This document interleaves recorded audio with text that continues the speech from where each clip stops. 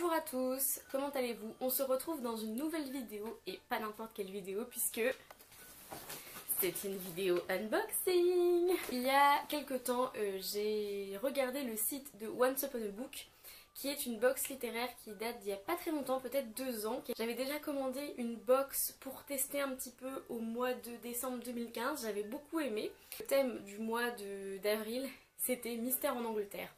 Donc vous connaissez mon amour pour la littérature anglaise. J'ai vu Mystère en Angleterre, je n'ai pas pu résister. Sans plus attendre, commençons cet unboxing. Alors ça se présente comme ça, j'ai tout déchiré comme une folle. Et donc il y a marqué box livresque Once Upon a Book. Alors la première chose que je pioche, c'est un petit chocolat. Donc on va ouvrir comme ça. Alors, qui glisse, j'ai un thé noir des jardins de Gaïa. C'est un thé bio. Si vous avez vu mon petit book tag, vous savez à quel point j'aime le thé. J'aime le thé, j'aime le thé. Encore un autre sachet de thé. Encore des petits biscuits. Des petits biscuits, des petits biscuits. Hop, non, je ne veux pas regarder. Je ne veux pas regarder. Une petite citation de Sherlock Holmes. Lorsque vous avez éliminé l'impossible, ce qui reste, si improbable soit-il, est nécessairement la vérité. Et voilà, et c'est marqué bonne lecture, Once Upon a Book. Et je trouve ça trop mignon. Voilà, petit, ça va me servir peut-être de marque-page, c'est trop chou. Je vais regarder, ça fait pas. Alors du coup le premier livre. Ouh. Alors du coup vous voyez, hop, hop. J'ai donc choisi la box où il y avait 2 livres de grand format. Donc, et voilà. Et alors d'abord j'ai Le Mystère Blackthorn de Kevin Sands. Je pense que ça va être très bon déjà. Ça se passe au XVIIe siècle, en 1665 à Londres. Est-ce que je vous ai déjà dit à quel point j'aimais Londres, à quel point j'aimais les intrigues historiques? Oui, je l'ai déjà dit. Je vais me répéter. Et du coup, j'ai l'impression que ce livre a été choisi pour moi, vous voyez. C'est l'histoire de Christopher qui a 14 ans et qui devient apprenti chez un apothicaire renommé. Seulement, il y a des attaques d'érudits dans la ville. Et donc il doit mener l'enquête, etc. Et le mystère Blackthorn. Je veux dire, déjà ce titre est génial et en plus, cette couverture, elle est shiny certes, mais elle est belle quand même. Je trouve que ce qui est intéressant, c'est que c'est pas forcément des livres que j'aurais choisi pour moi, on va dire.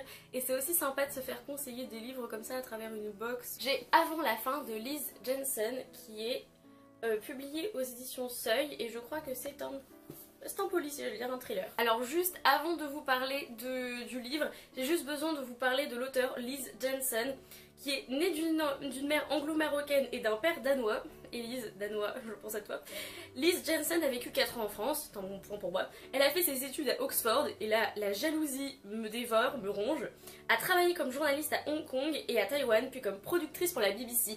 Mais cette femme, c'est mon modèle sur Terre, je veux dire, qu'est-ce qu'elle n'a pas pour elle? Aujourd'hui, elle partage son temps entre Londres et Copenhague. Qui est cette femme? Je veux la rencontrer, je veux devenir elle d'ailleurs. C'est l'histoire d'un hôpital sous haute sécurité où des adolescents sont enfermés à cause de leur passé violent. Et c'est l'histoire d'une jeune femme qui s'appelle Bethany qui a un passé violent, qui a assassiné sa mère avec un tournevis. Et je dis ça comme ça, mais si vous avez vu, mettez genre what? Et elle prédit un petit peu l'avenir. Elle essaye d'informer son psychologue à propos de ça, mais sa psychothérapeute est un petit peu à l'ouest, enfin pas à l'ouest, mais elle ne peut rien faire concrètement. Elle essaye d'alerter les gens à propos des catastrophes qui vont se produire, et il y a seulement un physicien qui s'appelle... Physicien s'il vous plaît, les gens s'appellent Fraser! Jamie! Donc le physicien s'appelle Fraser et apparemment c'est un des seuls qui va les croire. Et alors ce livre-là, mais tout d'un coup, comme ça, j'ai terriblement envie de le lire. Ça annonce des catastrophes naturelles, ça me fait peur d'habitude. Mais là, je sens que ça va bien le faire. Est-ce que vous sentez la ferveur là? Est-ce que vous la sentez? Alors du coup, ces 2 livres, je dois avouer que là, je suis conquise. Je vais me rouler par terre. La dernière fois, j'avais eu plus de goodies. Oui, je sais. Enfin, j'avais pas eu plus de goodies. J'avais eu un carnet Orgueil et Préjugés. Si vous connaissez mon amour pour Orgueil et Préjugés, vous savez que ça m'a touché en plein dans le cœur.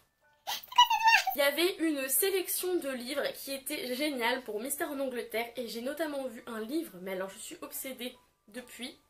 c'est Jane Eyre en graphic novel, c'est-à-dire Jane Eyre illustrée. Plus de cette box que j'aime beaucoup.